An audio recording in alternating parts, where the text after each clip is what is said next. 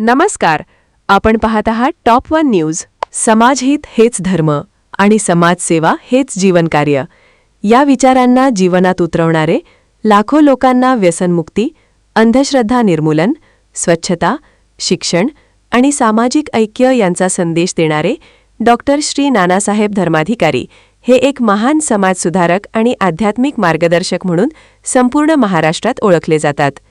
त्यांच्या कार्यातून डॉक्टर श्री नानासाहेब धर्माधिकारी प्रतिष्ठान, रेवदंडा ही संस्था आज समाजातील विविध क्षेत्रांमध्ये आपली योगदान देत आहे.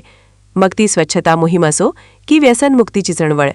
आज आपण अशाच एका प्रेरणादायी उपक्रमासाठी आलो आहोत अंडूर गावात, जिथे या प्रतिष्ठानच्या वतीने महास्वच्छता अभियानाचे आयोजन करण्यात आले आहे.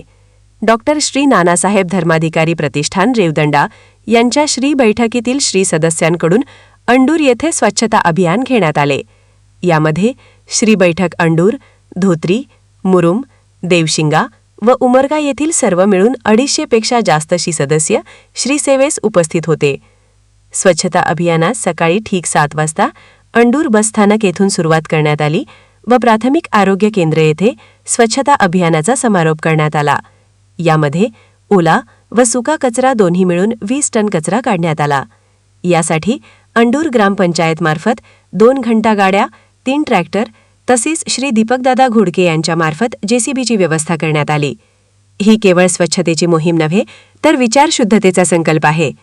जिथे श्री सदस्यांची सेवाभावना असते तिथे परिवर्तन हे केवळ शक्यच नव्हे तर निश्चित असते.